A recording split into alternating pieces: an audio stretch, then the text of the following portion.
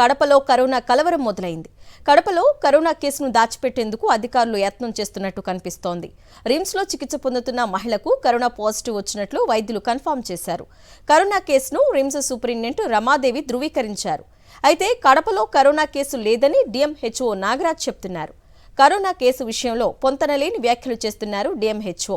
ఈ నెల 27న కడపలో మహానాడు నేపథ్యంలో కరోనా విషయం బయటకు రాకుండా కప్పిపుచ్చే ప్రయత్నాలు చేస్తున్నట్టు తెలుస్తోంది.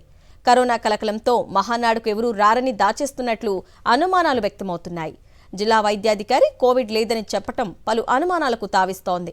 కరోనా ఉన్న ప్రాంతాల్లో సభలు సమావేశాలు నిర్వహించకూడదన్న నిబంధన ఉంది.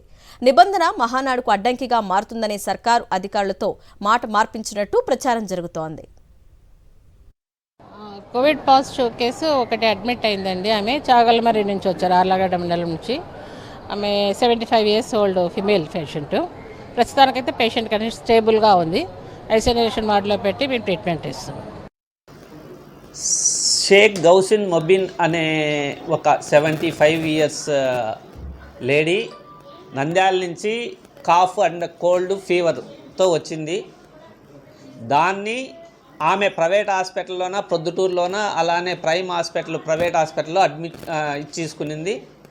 నెక్స్ట్ వీళ్ళు జీజీహెచ్కి వెళ్ళారు. అంటే బాగుందని వెళ్ళిపోయారు, మళ్ళీ వచ్చినారు.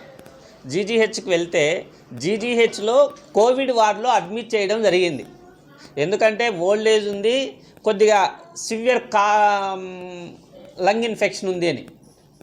దానివల్ల వీళ్ళంతా కోవిడ్ అని చెప్పి దాన్ని ఇది చేయడం జరుగుతుంది. దీన్ని ఊరికేనే లేని దాన్ని పిక్చరైజ్ చేసి ఇది చేయాల్సిన అవసరం లేదు. Thank you.